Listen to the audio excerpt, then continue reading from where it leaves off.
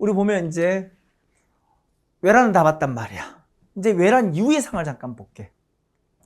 호란 전까지의 외란 이후의 상황을 잠깐 보겠습니다.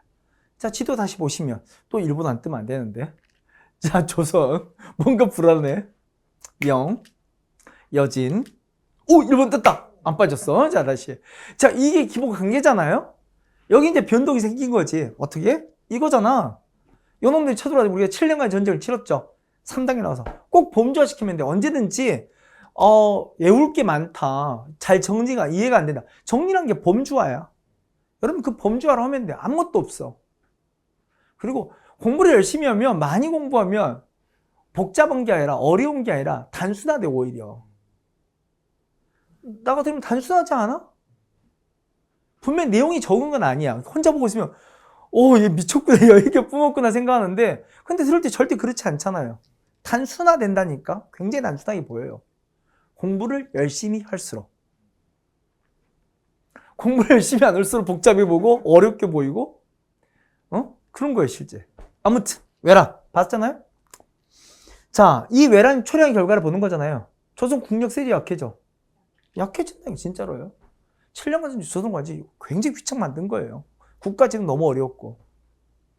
명은 어떻게 된다고 그랬어요? 그럼요. 얘는 솔직히 조선 도와서 약해진 게 아니라 지가 뭘 했는데 솔직한 말로. 이미 얘 자체로 썩을 만큼 썩었다고요. 근데 이러다 보니까 북방에 대한 경계가 약해지죠. 완전 떴다니까요. 그래서 얘가 나라를 세운 거 아니에요. 그게 바로 뭐라고? 후금이라고. 근데 문제는 이거죠. 이 둘 사이는 정말 갈 때까지 가는 거죠. 특히 이 여진이, 후금에서 이 여진이 노리는 건 어디예요? 조선이 아니야. 어디예요? 명의장. 언제나 이 북방 애들은 이걸 노리는 거라고요. 얘는 최소한 얘 편만 안 들면 되는 거라고요. 내가 말했잖아. 심지어 임진이라는 도중에도 얘가 쳐들어왔을 때 원병제의를 누가 했다고요? 얘가 했다니까.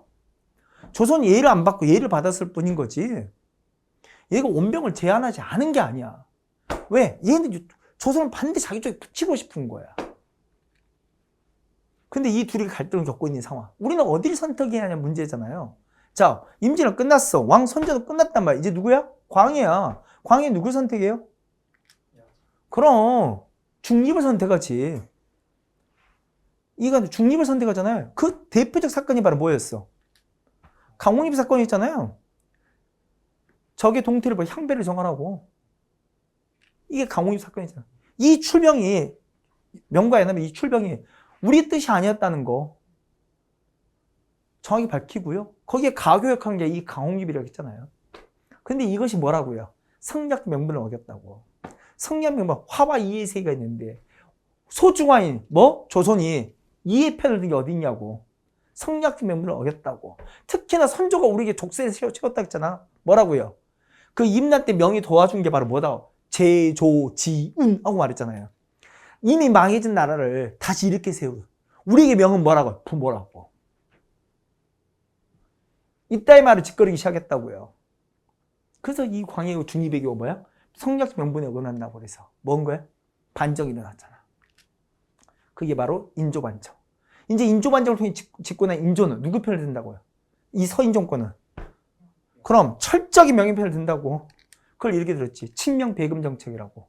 이 과정에 만나는 유명한 사건 중 하나가 뭐냐면 이것까지 몰라도 돼요. 속기만 하자면 이게 유명한 가도 사건이라고 했어요. 가도가 뭔지 모르죠? 여기 한 섬이에요. 섬. 거기에 명나라 장수 모문영이라는 인물이 와 있는 거예요. 모문영이 처음 들어간 광해 때 이야기인데 그 모문영을 누가? 인조의 서인정권이 적극적으로 후원한 거야 실제로. 그럼 이 모문영이 여기를 가도를 근거해서 어디를 공격하는 거야? 후금 여진을 괴롭히는 거예요. 그럼 모문영이 진짜 괜찮은 놈이냐? 정확히 이렇게 펴놓게 모문영은 명나라 내에서도 뭐냐? 쓰레기예요. 어마어마한 쓰레기였어요. 조선에 수많은 해악을 끼친 놈이에요 실제로. 나중에 원의 가장 유명한 장수 중에 누가 있었냐면 원숭환이라는 인물이 있어요. 이 여진을 이 후금을 쓰던 누르하치가 명을 못 이기는 이유가 뭐였냐면 여기 원숭환이 있었기 때문이에요. 그 다음에 탁월했던 인물이에요. 나중에 원숭환이 죽자 얘기가 뚫려요. 바로.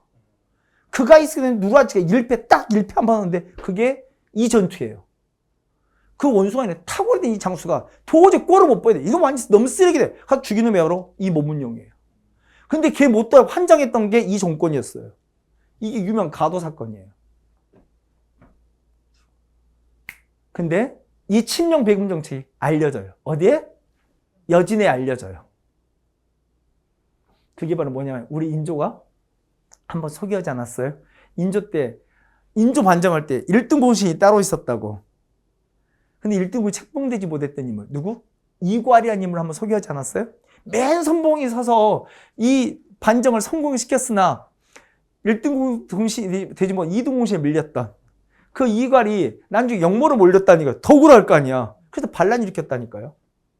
그게 이괄은 아니야. 그 이괄이 나중에 결국 진압이 됐는데 그 이괄의 잔당들이 어디로 튀었냐면 이 후금으로 튀었어요. 그리고 고에 마친 거야. 조선이 누구 편 두고 있다고? 철저하게 명나라 편 두고 있다고. 그 쓰레기 같은 모문용 도와주고 있다고.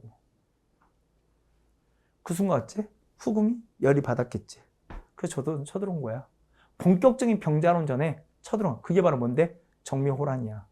근데 그 전에 나중에 후금이 이제 청으로 바뀐 이야기도 우리 아실 거고. 자, 그래서 우리 정묘호란을 잠깐 보시자면 이 정묘호란은요. 근데 후금이 우리가 적극적 싸울 의지가 있어 없어? 없어. 조선 최소한 뭐 명나라 편만 안 들었으면 좋겠어. 후금을 배척만 안 했으면 좋겠어. 그래서 느릿느릿 기어 들어온다니까 진짜로. 오는 방향이 보시면 이렇게 천천히 와요. 천천히 와요. 이게 정묘호란이야. 여기까지밖에 안 와요. 그리고 조선이 계속 말해요. 너 누구 편 들 거냐고요. 그리고 조선과 우리 잘 좋게 지내자고. 형제관계 맺고 좋게 지내자고요. 그래서 왕도 여유 있게 여기를 튀어요. 그게 정묘호란이야. 강화로 갈 수 있었어요. 그리고 형제관계 맺고 끝난 거예요. 그게 정묘호란이야. 아무것도 없어. 이러니까 이 과정이 모두 있을 수 있고요. 천천히 오니까 우리나라 의병도 일었을 수 있는 거야. 그래서 의병으로 이립이라는 사람도 보이는 거고 정봉수라는 사람도 보이는 거야. 아까 전에 모문용이 머무는 게 이 가도가 여기야. 보이시죠? 지도로 보면 느낌이 또 달라지니까. 그게 정묘호란. 그러니까 형제관계 맺고 끝났다야. 그럼 우리는 이제 앞으로 누구 편 들면 되는 거야? 최소한 명나라 편 안 들면 되는 거지. 근데 우리 조선이 바뀌어 안 바뀌어? 안 바뀌죠. 끝까지 뭐 한 거야? 명나라 편을 드는 거야. 그때 나라 힘이 바뀌었어요. 이제 후금이 아니라 뭐? 청이지. 청은 조선의 입장을 정확히 요구해요. 이제는 형제 관계를 믿을 수 없다야. 확실히 쐐기를 박자야. 뭐? 군신의 관계를 맺자야. 이 순간 조정에서는 둘로 나뉜 거예요. 저 오랑낀 청에게 머리 숙일 수도 없고 우리가 신하될 수는 없다야. 끝까지 가야 한다야. 싸우자야. 강화라는 건 없다야. 그걸 우리가 척화 강화를 배척한다고 해서 아니 싸우자. 주전 전쟁하자야. 이런 사람이 있는 반면에 이건 뭐다야? 차사를 행하는 거다야. 우리 힘으로 어떻게 청과 싸울 수 있냐야. 있을 수 없는 이야기다야. 무조건 지금은 강화를 맺어서 이 어려움을 벗어나야 한다야. 그걸 주화 강화를 맺자고 그래서 이때 다수 누군데요? 솔직히 주화파는 거의 없어요. 거의 절대 다수가 강화 주전이었어요. 척화였다고요. 이게 결정난 순간 뭐겠어요? 청이 쳐들어오겠지. 청은 기다리고 있었어요. 우리가 믿고 있는 게 뭔데? 이때 믿고 명을 믿었던 건 아니야. 명이 마태가 갔던 건 우리가 다 알고 있었던 사실이야. 그러니까 이 친명배금이 말도 안 되는 정책이라는 거야. 명이 기댈 수 없는 존재라는 건 다 알고 있었어. 그때 왕 인조가 믿는 건 딱 하나야. 서인들 말도 믿었던 건 첫 번째 뭐가 어렵다야? 도하작전이 어렵다야. 여기 압록강을 끼고 있다야. 강을 거는 게 여기서 막으면 된다야. 아니 거기는 우리 가장 대표적 장수가 있다야. 여기요? 여기 백마산성에 임경업이 있다야. 조선이 최고의 장수야. 임경업은 충분히 청을 막아낼 수 있다야. 임경업이 있다야. 저 압록강과 임경업이 있으니 막아낼 수 있다야. 아니 그게 뚫리더라도 우리 도망가면 된다야. 우리에게 뭐가 있다야? 강화도가 있다야. 몽골도 강화해서 막았다야. 근데 이게 다 깨져. 이걸 어떻게 깨겠어? 청나라가 건너오는 거야. 1630년 12월에 있지. 이게 음력이야. 그러면 양력치 뭐예요? 1월이죠. 한겨울이 된 거예요. 뭘 기다렸을 것 같아요? 청이? 그럼 이게 얼기를 기다린 거예요. 압록강이 꽝꽝 얼기 기다린 거예요. 도하작전이 전혀 어렵지 않아요. 그냥 평지랑 똑같은 거예요. 그리고 여기 임경험이 있다 했지. 그래서 거긴 비껴와요. 정확히 비껴가요. 싸울 생각이 없어요. 맞아, 임경험은 너무 대단하다고 자기들이 이미 다 알고 있었어요. 그리고 총알 같은 속도로 뛰어요. 선봉대가 얼마나 빨랐는 줄 알아요? 우리 조선의 교통과 통신제도 볼 때, 임날 계기로 우리 봉수제가 이런 게 무너지니까 여곤제가 무너지게 등장한 게 파발 이야기 한 적이 있었죠. 파발. 기발, 말 타고 온 것도 있고, 걸어서 보발도 있는 거거든. 파발이라는 제도가 있는데, 그 파발이 여기 출발했을까요? 청 쳐들어온다! 청이, 선봉이 보인다고 했을 거 아니에요. 파발이 왔어. 어디까지요? 한양까지 온 거야. 소식을 전한 거야. 다음날. 이 파발 오는 거 소식 전하니까, 그 전하자마자, 먼저 왕자는 뜨게 했어. 너 먼저 빨리 어디가? 왕자한테? 강화도로 가. 그리고 자기도 갈 준비를 할 거 아니야. 하룻밤 자고 났어요. 그리고 서대문 나가려고 했을 거 아니야. 서대문 딱 문 열에 누가 있어. 그럼 청이 선봉무대 너 쳐다보고 있어. 진짜 딱 하루차밖에 안 나요. 총알 같은 속도로 내려와 본 거예요. 앞을 딱 막아 세웠어. 그래서 못 간 거예요. 그래서 간 게 어디야? 남한산성이야.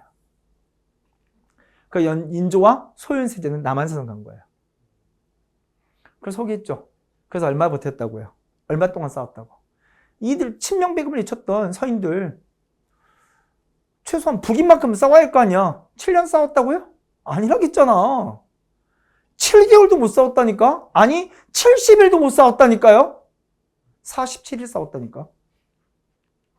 그리고 인조한테 항복하라 시킨 거 아니야. 그 인조가 저 송파 삼전도 와서 309고도 소개했죠? 세 번째로 9번 머리를 짓이겼다고. 처참한 패배를 끝났다고. 그래서 이때 이 병자론대 얼마나 속도가 빨랐던지 뭐가 없어요? 의병이 안 일나요. 병자론대 의병은 없어요. 안 보이죠? 왕이 강화도 튀지도 못했고 잘게 이런 거야. 정묘와 병자는 쳐들어온 이름도 다르지. 여진 쪽 이름이 다르지. 여기는 정묘 때 뭐로 쳐들어왔고 후금으로, 병자 때 뭐 청으로 쳐들어왔고, 그리고 어째 과정 중에 이때는 의병이라도 있지만 여기는 의병이 없어요. 뒤늦게 광군이 올라오긴 해요. 하지만 다 패배해. 뭐 김추중 올라와서 이 광교선에 패배하기도 하고요. 유일하게 승리한 게 여기 김하전투라고요. 지금 강원도 철원. 그 일대에 딱 한 번 승리한 적이 있고요. 의병도 보이지 못해요. 우리 정묘 때 뭐로 끝났다 했어요? 가볍게 끝났어. 형제로 끝났다니까. 이제 뭘 한다고요? 군신의 관계를 맺어야 한다니까. 농성하고도 달랐다 했잖아요. 정묘 때는 여유 있으니까 강화도로 갔지만 왕이 이때 어디서 했다고요? 남한산에 패전을 맞아야 했다니까. 구별됐어요? 정묘와 병조가 다르다는 거? 구별 딱 하면 되는 거야. 한번 정리해볼까요? 갑니다. 정묘는 아주 아까 배경 말했지. 이괄이 날 때 그 잔당들이, 이 진압의 잔당들이 후금에 튀었다고. 거의 바쳤다니까. 조선 친명 배금 정책을. 그래서 쳐들어왔다니까요. 이때 누가 있다고요? 그럼 의병이 보인다는 거. 그 대표 의병으로 정봉서의 이립이 보이고. 왕도 강화로 어째요? 파천을 떠날 만큼. 왕이 궁을 옮기는 걸 파천이라고 됐잖아요. 혹은 몽진이라고 부르는. 강화로 갈 수 있었다니까. 여긴 강화예요. 그리고 형제관계를 끝났던 이야기. 하지만 조선은 어째 여전히 철전 친명 정책. 이제 이름이 바뀌었죠. 뭐란 예보? 청으로. 그 군신을 요구하기 시작했다니까. 여기에 우리 반응은 두 가지였다고요. 척하 주전이냐. 이에 반해서 주하냐. 근데 주하는 진짜로 외로웠던 사람이에요. 거의 최명희로 거의 혼자야. 대다수는 어디 있어요? 여기 있었던 거예요. 끝까지 항전을 주장했던 이 사람들 나중에 끌려가기도 했고요. 가장 유명한 사막사 3명의 학사도 있었고, 드라마에도 영화에도 보이던 김상 같은 인물이 이런 사람들이에요. 자, 우리 믿었던 건 임경업이에요. 근데 피해 없다니까. 유일하게 승리했던 전투, 김하전투도 있지만 다 패배했던 전투. 의병은 보이지 않아요. 여기 의병이 없잖아요. 일어날 시간도 없었다니까. 왕은 어째? 강화도 못 갔어요. 어디 갔다고요? 남한산성 갔고. 완전히 다른 이야기 보이죠? 둘이가 달라진 거예요. 그리고 강화도 갔던, 그럼 강화도는 또 안전했느냐? 이게 보이는 거예요. 청나라가 어떻게 했을 것 같아요? 강화도도 함락시켰어요. 그러니까 우리가 갖고 있는 생각이 다 틀렸던 거야. 강화도는 안전한 곳이 아니었던 거예요. 청은 다 알고 있었던 거예요.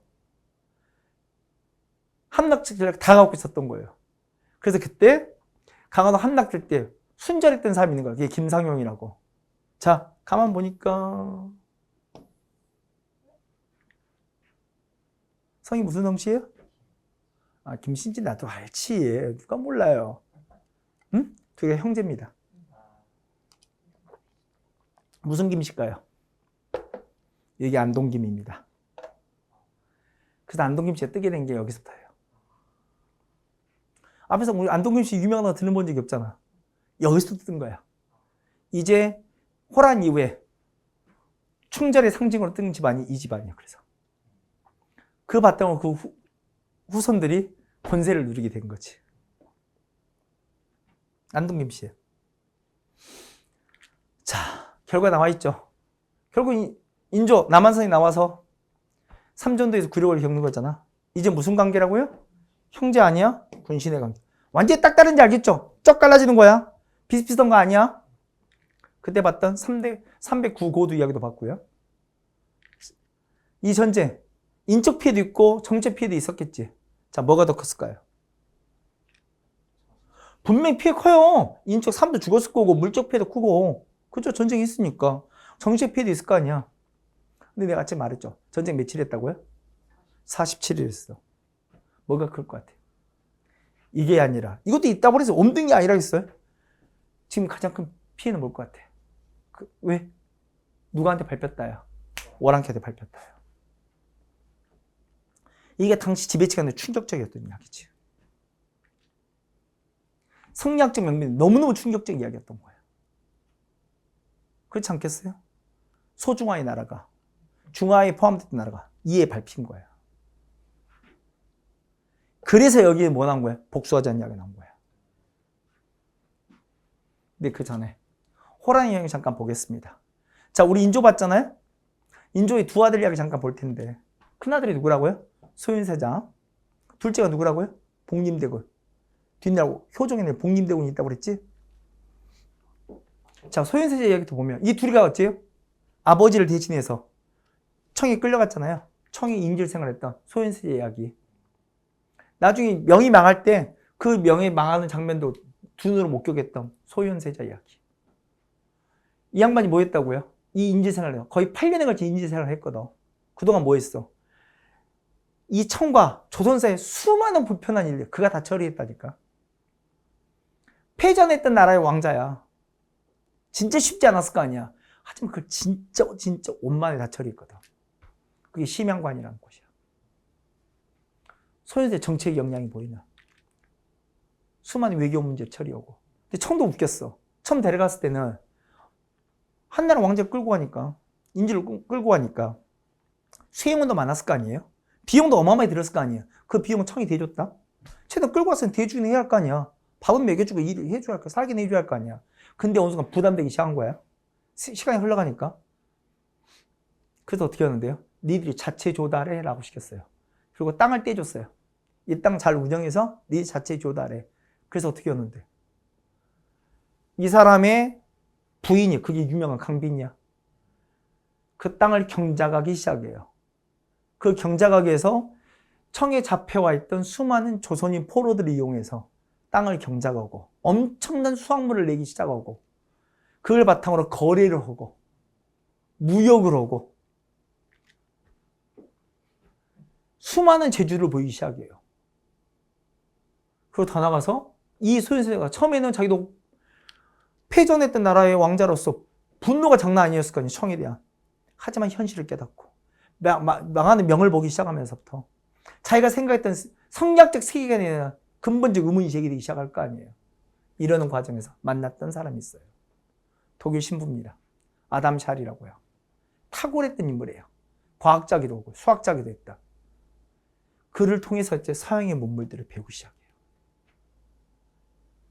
이런 새로운 인식관이 맞아. 청으로도 이 소윤세자를 조선에 돌려받아도 되겠다는 생각이 들었을 거고, 그게 누구에게 눈에 가시가 된 거고요. 왕인족의 눈에 가시가 됐던 거고. 그래서 여러분 내가 말했잖아. 이 소윤세자가 돌아온 지 2달 만에 죽었을 때 그의 죽음에 많은 사람이 의문을 제기했다니까. 정확히 인조가 죽였단 말은 없지만 모든 사람들이 대부분 이건 저 죽음 뒤에 아버지 인조가 있다고 생각했다니까요. 거기 더 결정적인 건 이 인조가 소윤세 죽는다면 왕세자를 누굴 삼다겠어요? 이 사람이 아들만 셋이라니까? 멀쩡 아들만 셋이라고요. 그러면 그의 아들이 왕 세손이 돼야 하는데 그게 정상적인 건데 그 아들들 다 제끼고 누구에게? 복림대군에게 왕세자자를 주더라니까. 그리고 이 아들 셋을 저 제주도로 유배를 보내고 그 며느리를 죽이고 역모로 몰아 죽이고 아들 둘이 어찌 죽음에 이르게 만들고 딱 셋째 하나만 살아남았다니까요. 인조 보통 내기 아니라니까요. 아버지로도 비정하고 할아버지로도 비정하고 뭐 시아버지가 그랬다 하더라도 만만치 않은 사람이라니까. 이해만 복림대군. 자, 형과 함께 청이 인질로 끌려가서 우리는 되게 깊었어요. 굉장히 세자를 보기 노력했고 사후에였죠. 왕세자로 책봉돼서 효종의 자리에 올랐다. 근데 이의 인질 생활은 소윤세가 다른 경험을 안겨다 준 거야. 소윤세는 이걸 통해서 인질 생활을 통해서 새로운 세상에 눈을 떴다며. 그래서 역사는 진짜 가정이 없는데 한번 16세기, 17세기의 가정을 한번 하고 싶다면 사람들이 하는 게 이 사람이에요. 그가 왕이 됐다면 우리 사회는 어떻게 바뀌었을까? 새로운 세상에 눈을 떴던 그가. 근데 또 일부 사람들 말하죠. 그가 왕이 됐더라도 반정이 시달렸을지도 모른다. 시대와 조화를 이루지 못했을 거니까. 17세기는 너무 빨랐다. 아무튼 이 복림대가 뭔데요? 청에서 그 인질 생활이 그로 하여금 뭐야? 분노에 사로잡히게 만들었을 거 아니야. 청에 대한 복수. 그래서 청을 정벌하자. 뭐? 북벌. 제1차 북벌운동을 주도했던 효종 이야기까지. 그리고 여러분 이 전쟁은 사회적 약자에게는 어마어마한 고통으로 다가갈 거 아니에요. 특히 누구에게? 여성들에게. 왜 여성들에게 이 전쟁이 고통스러웠을 것 같아요? 청은 새로운 돈줄을 찾은 거예요. 특히 부잣집 여자일수록 포로로 잡아가면 뭐가 된다요? 돈 된다요. 얘를 풀어줄 때 비용을 내야 할 거 아니야. 이게 큰 돈이 된다요. 그래서 수많은 우리나라 여자들을 잡아갔어요. 문제는 잡아갔을 때 난 이제 돈만 받고 풀어줬느냐. 근데 그 전에 여자들이 몹쓸 일을 당했을 거 아니에요. 그래서 시댁과 친정의 반응이 완전히 달랐던 거예요. 결혼한 여자라면. 시댁은 데려올 생각을 안 하는 거고 친정은 자기 딸이니까 끝까지 데려올 생각을 할 거고 그래서 데려왔어요. 막대한 비용을 지불하고 나서라도. 문제가 뭐였을 것 같아? 그렇지, 돌아갈 길이 없는 거야. 시댁에서 끊임없이 요구하는 게 뭐겠어? 이혼 문제예요. 받아들일 수 없다야. 치사하게 남편들도 받아들일 수 없다야. 지켜주지 못해 미안하다가 아니라 받아들일 수 없어. 절개는 여자다야. 이게 사회적 문제가 되고 정말 어마어마한 사람들이 끌려갔기 때문에 10만 명 넘는 사람이 끌려갔기 때문에 이게 사회적 문제가 된 거예요. 그 이혼 문제가. 끊임없이 이혼을 시켜다가 주청이 올라오고요. 그때 나라의 입장은 뭐였을 것 같아요? 그 나라가 최소한 입장을 가졌던 건 맞아요. 이건 음탕에서 절개를 이룬 게 아니다요. 그게 의지와는 아무 관계가 없다요. 그래서 이혼을 허용하지 않게 노력했어요. 그 문제가 바로 뭐냐면 유명한 환향여 문제예요. 고향으로 돌아온 여자 이야기예요. 맞아요. 일설에는 다른 이설도 있긴 한데 우리 여기서 나왔다는 소리가 있어요. 이걸 이제 발음을 좀 뭉개면 환양년 이렇게 말하면 검열이 걸리나요? 그렇진 않을 것 같지. 그 욕이 여기서 나왔다. 상스러운 하는 설이 있어. 실제 이 전쟁이 갖고 온 참혹함인 거지. 됐죠? 자, 아무튼 우리 소윤세는 이렇게 비명이 갔지만 이제 인조다음에 누구요? 복림이 왕이 올랐죠. 그가 바로 효종이라고요. 효종은 뭐 한다고요? 청에 대한 복수하자고요. 그게 바로 북벌로 이야기. 북벌 이야기라고요. 자, 우리 북벌은요. 두 번에 걸쳐 있거든요. 제1차 북벌이 있고 효종 때. 제2차 북벌이 숙종 때 있습니다. 우리 숙종도 초기 이야기를 잠깐 봤잖아. 자, 효종 때 북벌은 배경 나와 있죠. 기본적으로 청에 대한 적개심. 이제 좀 웃기는 이야기 그죠? 뭐? 그죠? 오랑캐와 다른 우린 소중하서 문화적 우월감? 아니, 더 정확한 말은 이겁니다. 우리 납득이 되는 말이 있고 납득이 안 되는 말이 있죠. 납득이 되는 말은 뭐예요? 이건 이해가 돼요? 청에 대한 수치를 싣고 이건 말이 될 것 같아. 충분히 제일 당혹스러운 건 이 말이죠. 명에 대한 이미 명이 망했거든요. 명한테 우리는 은혜를 입었다예요. 뭐 제조지은 이게 선조가 파는 우리 역사의 최악의 함정이라니까. 명은 우리에게 뭐다야? 아버지다야. 자식된 도리로 부모에 대한 의리를 지키지 않는 건 그게 자식이냐야. 명과 의리, 우리는 부자지간이다야. 근데 명에 대한 의리를 지켜야 한다야. 그러면 이 북벌은요, 자주적 운동이에요? 사대적 운동이에요? 그렇죠. 이건 최소한 자주란 말하기는 좀 쉽지 않죠? 이걸 주도했던 인물이 있습니다. 그게 누구라고요? 네, 송시를 표현되지만 가장 대표적인 게 서인이죠. 송시를 주축한 서인이 누구? 효종과 손잡고 주도했던 게 바로 북벌 이야기예요. 거기 송중리, 이완 이런 사람들 다 서인들이죠. 특히 이들은 어영청을 중심으로 우리 난 조선후기 군영들을 만날 텐데 군영이 총 몇 개? 5개입니다. 이미 하나 봤어요. 뭐 봤어요? 훈련도감 봤습니다. 그 밖에 어영청, 수어청, 총용청, 금이영 볼 텐데, 자, 그건 나중에 보더라고. 아무튼 그 어영청을 중심으로 준비된 게 이 북벌 이야기인데, 그 군비약충도 했던 거고요. 근데 실제 이때 북벌에 적극적이었던 사람은 누굴 것 같아요? 진짜 적극적인 사람은 이 사람입니다. 효종은 정말로 수치를 싣고 싶었어요. 그 인질 생활은 그에게 적극적인 북벌운동에 적극적 의지를 보여줬다면, 하지만 송시열은 이것보다는 이게 먼저였습니다. 결국은 민생을 이야기하면서 적극적이지 않았어요. 근데 왜 북벌에 동조하는 척 했을 것 같아요? 핵심은 그거지. 분명히 서인들은 뭐 했어요? 친명배금했다니까요. 그 친명배금 결국 뭘 가져왔어요? 그럼 두 번에 걸쳐 호란을 가져온 거야. 이 두 번의 호란의 책임은 어느 붕당이 있는 거야? 그걸 따랐던 인조도 있지만 서인에게 있는 거예요. 서인은 이 패전의 책임을 져야 하는 이들이에요. 근데 그 패전의 책임을 벗어나고 싶어. 방법은 뭐인 거예요? 우리 마음속에 증오를 이용한다니까. 분명 우리 마음속에 증오 이건 가득 차 있지. 그건 양반 사족보다 저 밑에 있는 백성 다 차 있는 거지. 그 증오를 이용한다고요. 그게 사회적 공론이야. 그 청을 정벌어줘야. 그럼 그걸 주장한 붕당이었지. 권력을 잡는 게 맞는 거잖아.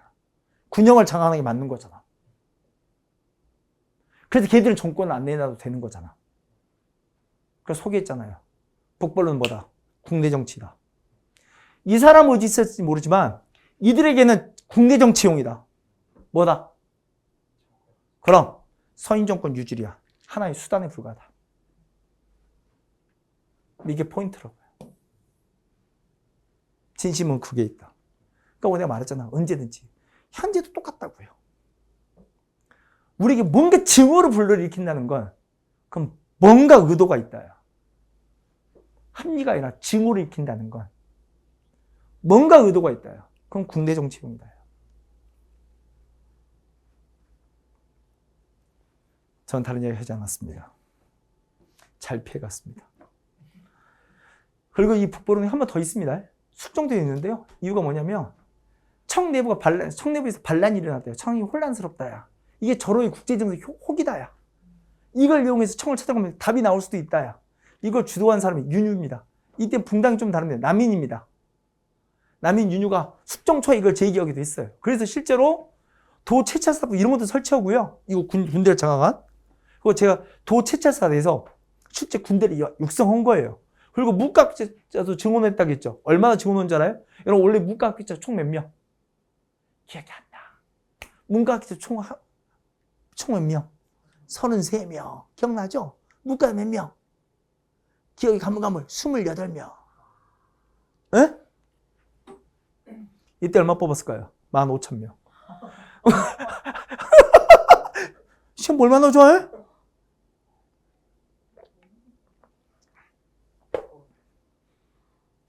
이게 누구의 의심을 샀을까? 아니? 청의 의심. 모든 걸 결국 국내 정치형으로 돌아온다니까.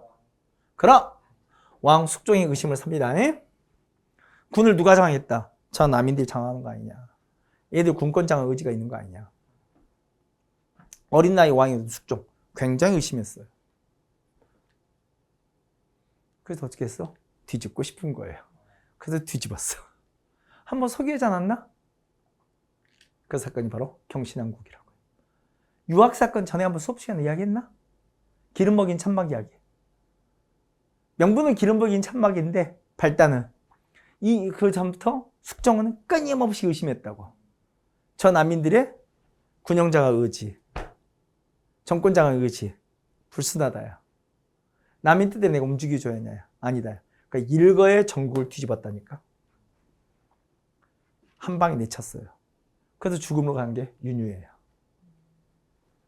그런다고 송시열로 또 뒤집어놓은 건 아니죠? 우리 숙종이 다시 전국을 또 뒤집을 거예요. 그리고 다시 날린 게 송시열이에요. 그러니까 여담이지만 이 송시열이 정말 당황이에요. 이 숙종이 왕이 오른 게 13살인가 14살인가 있을 거예요. 처음 왕이. 여러분, 나 어린 나이 왕이 올랐다고 해서 바보다. 아니에요. 숙종이 13살인 14살인가 왕이 올랐어요. 사람들이 다들 누구한테 축하했을 것 같아요? 송시열 축하했어요? 왜냐하면 이 송시열은 아무도 건드릴 수 없는 사람이에요. 인조 때부터 출사에서 벼슬이끼리 나왔는데 이 사람이 정말 뜨게 된 이유가 뭔지 알아요? 그 인조 때 이 사람 누구 싸부였어요? 그게 복림되고 싸부였어요. 원세자, 소현세자 싸부는 못됐고요. 이게 언제나 위기는 기회라고. 복림되고 싸부된 게 정말 대박을 친 거지. 왜? 복림되고 왕이 됐잖아요. 그러니까 효종 때 아무도 송시열한테 토를 못 달아요. 그 효종담이 그 사람이 누구예요? 현종이지. 현종은 누구 아들이야? 효종의 아들이지. 아빠 사부님이야. 아무도 뭐 할 말을 못 해요. 그 현종 중에 누가 왕이 된 거야? 숙종이야. 숙종은 누구야? 효종, 송시열이 누구야? 할아버지 사부님이잖아요. 야, 진짜 송시열이 세상에 온 줄 알았어요. 그러니까 숙종이 죽여요. 숙종이 그 송시열도 다 망한다니까요. 내가 할아버지 사부님인데, 아니 내가 이런 일을 겪을, 니네 아버지도, 니네 할아버지도 안 되고, 니네 아버지도 안 되는데 갑자기 뭐 13살 이런 일을 송시열이 겪어요. 친구 윤이 날려서 이때까지 좋았지. 이제 본인이 가죠. 숙종 때 이야기야. 숙종이 보통 얘기가 아니에요. 나중에 후기 때 보시면. 숙종은 그런 거 신경 안 써요. 그러니까 와이프도 계속 갈고 가잖아요. 자, 그리고 재밌는 정보도 있습니다. 무슨 정보 나와 있어요? 나선 정보. 나선이 뭘 것 같아요? 이걸 한자로 써서 그런 거예요. 한자로 써서 그런 거라고요. 뭐? 러시아. 재밌는 게 이겁니다. 조선이 지금 한참 뭐 준비해? 효종 때 이야기야. 왕으로 지금 어느 왕 때 이야기라고요? 효종 때 이야기. 효종이 지금 뭐 준비하고 있어? 열심히 북돌 준비하고 있어. 그래서 양성했던 게 저총부대야. 우린 총을 잘 쏠 수 있다. 야. 그때 누가 하느냐? 러시아가 만주적 진출했어요. 러시아가 원래 유럽이잖아요. 얘들이 시베리아 진출을 통해서 모피 구하려고 이렇게 오다 보니까 만주까지 진출이 들어온 거예요. 누가 불편했을까요?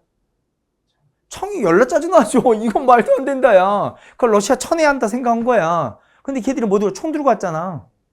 러시아 뭐라는데 가장 적절한 수단 뭐다야? 총 있으면 되겠다, 야. 근데 지들은 총을 잘 못 쏘거든. 지금 조선에 뭐가? 저 조총부대. 탁월하다, 야. 너무 잘 쏠 것 같다, 야. 그래서 조선에게 요청을 한 거예요. 파병 요청한 거야. 조선도 어째? 열심히 준비해봤잖아. 효종 열려 북벌군 준비했잖아. 특히 어영청 준비 열려 준비했잖아요. 진짜 효과 발휘할지 확인하고 싶잖아요. 명분도 좋다. 확인 한번 해보자요. 그래서 2번에 걸쳐 파견했어요. 2번에 걸쳐서. 실제로 2번에 걸쳐서 파견했다고요. 그러니까 러시아 충돌한 거야. 그리고 우리가 완빵을 깼어요. 진짜로 효과는 있었던 거야. 북벌 준비가 의미는 있었던 거예요. 그러니까 러시아를 정벌했다. 우리가 서양과 처음 접촉했던 계기가 어느 왕이라고요? 효종 때. 무슨 정벌의 계기로? 나선 정벌 이야기야. 이런 일도 있었고. 지금 우리는 조선 중기까지 변하지 않은 세상을 보고 있는 거야. 아직까지 세계는 여전히 우리에게 뭐에 사로잡혀 있는 거야? 성리학적 대의 명분에 사로잡혀 있는, 명분에 사로잡혀 있는, 이해 가시죠? 여전히 우리는 뭐 했던 거야? 소중화야. 중화의 세계는 이미 망할 명인 거고요. 그리고 어째 이의 세계, 오랑캐였던 청은 어째 끝까지 배척이 해도 가만두면 안 돼. 죽여버려야 하는 거야. 근데 우리가 능력이 못 돼서 죽이지 못하고 있는 것 뿐이야. 계속 효종이 때니 숙종 때지 계속된 반복된 북벌론이 제기되고 있었던 거예요. 그 사이에 나선정벌도 실제 있었던 건 나선정벌이고요. 이게 좀 당혹스럽긴 하지.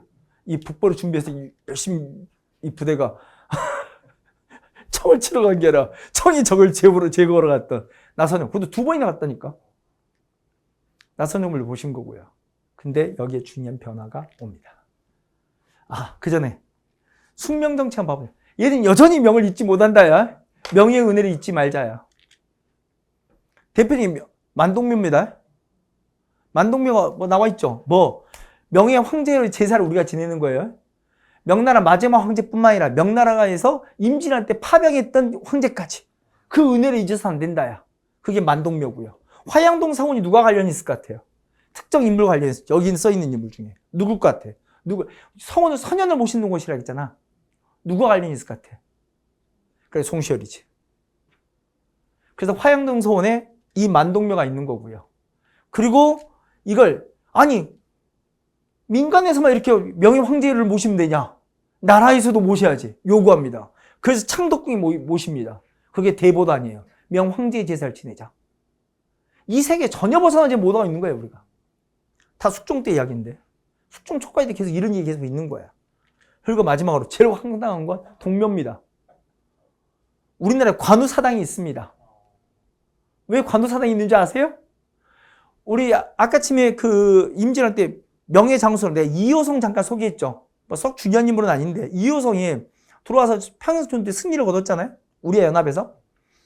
그가 가장 존경에 맞지 않는 인물. 그게 관우예요. 그 관우가 어찌 신으로서 우리를 도왔기 때문에 승리할 수 있었다. 조선이. 평양전투에서. 그래서 그 은혜를 잊어서는 안 된다예요. 그래서 관우의 사당이 우리나라에 있어요. 관우가 동관왕입니다. 동관왕묘. 그래서 줄여서 동묘예요. 우리 지하철 6호선인가 타면 동묘역이 있다면서요. 그 동묘가 그 동묘예요. 그 관우 사당이 있는 거예요. 이 모든 게 누구의 은혜를 잊지 말자예요. 그래, 명예의 은혜를 잊지 말자예요. 이런 세계에 살았던 거예요. 명은 이미 망했으나 명예의 은혜를 잊지 못하는. 기가 막히잖아요? 이런 걸 4대 주의라고 부르는 거예요. 이건 4대 정체를 부르기도 아까운 거예요. 이건 4대 주의인 거지.